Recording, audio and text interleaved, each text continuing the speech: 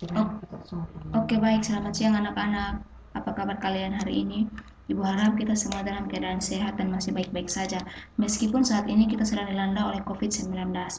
COVID-19 bukan menjadi penghalang kita untuk kita tidak belajar ataupun kita dapat ketinggalan materi, tetapi ada pun beberapa cara yang diambil oleh ibu supaya kita dapat mengikuti pembelajaran dengan baik. Salah satunya ibu membuat video ini untuk kalian mengikutinya di rumah supaya kalian dapat belajar. Nah, hari ini kita akan melanjutkan pembelajaran kita pada pertemuan yang sebelumnya. Untuk itu, sebelum kita memulainya, mari kita menghadap Tuhan dan doa, kita berdoa.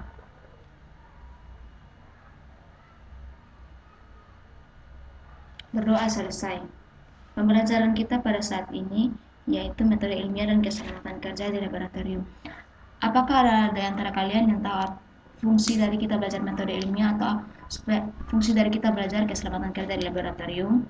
Ya, fungsinya itu seperti yang kalian jalankan, yaitu sama-sama saja, yaitu dimana kita dapat memecahkan suatu masalah ilmiah dan dapat mengetahui secara pasti kebenarannya. Dan keselamatan kerja kita belajarnya untuk supaya kita menghindari celaka pada saat kita kerja di laboratorium. Nah, kompetensi dasar kita pada saat ini yaitu memahami hakikat ilmu kimia, metode ilmiah, keselamatan kerja di laboratorium, serta peranan kimia dalam kehidupan kita sehari-hari. 4.1 menyajikan hasil pengamatan serta hakikat ilmu kimia, metode ilmiah, keselamatan kerja dalam mempelajari kimia atau di laboratorium, serta peranan kimia dalam kehidupan kita sehari-hari. Adapun tujuan pembelajaran kita saat ini yaitu melalui pendekatan discovery learning, siswa dapat memahami hakikat ilmu kimia, metode ilmiah dan keselamatan kerja di laboratorium, serta peranan kimia dalam kehidupan sehari-hari, dan dapat menyajikan hasil pengamatan tentang hakikat ilmu kimia, metode ilmiah dan keselamatan kerja dalam mempelajari kimia, serta peranan kimia dalam kehidupan. Dan diharapkan siswa memiliki sikap bertakwa kepada Tuhan, rasa ingin tahu, kerjasama, tanggung jawab, menyampaikan pendapat, menjawab pertanyaan, dan memberi saran serta mengkritik terhadap materi yang dipelajari. Kemudian, Ibu akan menjelaskan apa itu metode ilmiah. Metode ilmiah adalah rangkaian pengamatan yang sambung menyambung, terkumpul dan melahirkan teori-teori yang mampu menjelaskan dan meramalkan fenomena-fenomena.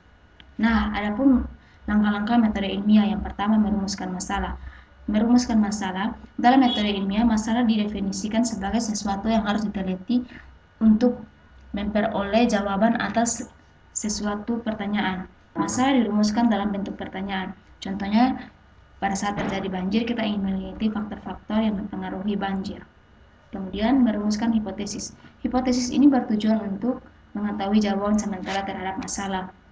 Contohnya, hipotesisnya kita tentang banjir itu adalah banjir diakibatkan oleh hujan yang terus-menerus. Kemudian kita melakukan percobaan.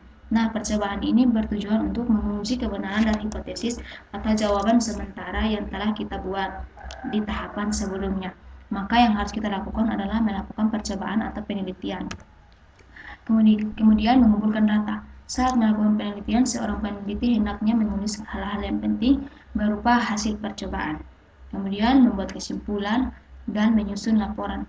Adapun teknik-teknik menyusun laporan, yang pertama, judul, tujuan, dasar teori, alat bahan, prosedur kerja, dan data pengamatan. Kemudian keselamatan kerja di laboratorium. Adapun larangan-larangan atau langkah-langkah yang untuk menghindari celaka di laboratorium. Yang pertama, pisahkan penempatan bahan kimia berbahaya dari yang tidak berbahaya. Kemudian memberikan label pada kemasan bahan kimia tersebut. Kemudian simpan bahan kimia yang beracun pada tempat yang khusus. Dan jauhkan bahan kimia yang mudah terbakar dari sumber api. Kemudian pahami sifat-sifat bahan kimia tersebut. Lengkapi laboratorium dengan petunjuk keamanan kerja. Kenakan jas lab, alat pelindungan diri seperti jas lab, sepatu, masker, pelindung mata, sarung tangan, dan lain sebagainya. Nah, seperti yang terlihat pada gambar ini. Kemudian ada pun juga simbol keselamatan kerja di laboratorium. Contohnya ada yang mudah terbakar, menimbulkan iritasi, korosif, beracun, mudah meledak, dan lain sebagainya. Nah, itu saja yang dapat Ibu bahas pada saat ini. Ada tugas yang harus kalian kerjakan. Nah, tugasnya ini yaitu kita akan membuat percobaan sederhana berdasarkan metode ilmiah. Nah, rumusan masalahnya itu adalah apakah lilin ketika ditutup dengan gelas di atas piring yang berisi air berwarna akan mati atau akan redup atau tidak. Nah, kemudian hipotesisnya ibu, lilinnya akan hidup. Kemudian kalian harus melakukan percobaan supaya kalian mencari kebenaran dari hipotesis ibu itu. Apakah hipotesis ibu itu benar atau tidak. Kemudian alat dan bahannya adalah lilin, piring, gelas, kemudian air berwarna, dan korek api. Langkah kerja yang pertama, nyalakan lilin di atas piring, kemudian tuangkan air berwarna ke atas piring, kemudian tutup lilin tersebut dengan gelas, lalu amati perubahan atau amati apa yang terjadi. Nah, mungkin itu saja yang dapat Ibu sampaikan. Terima kasih untuk anak-anak yang telah mengikuti pembelajaran kita. Kita akan menutupnya dengan doa. Mari kita berdoa. Berdoa selesai. Oke, untuk teknik penulisannya, kalian nanti mengetik saja laporannya dan memvideokan langkah kerja satu demi satu supaya ibu dapat mengambil nilai, karena itu adalah psikomotorik yang kalian buat. Kemudian laporannya kalian, ibu akan memberikan kalian nilai dan itu akan mengambil sebagai nilai UTS. Terima kasih.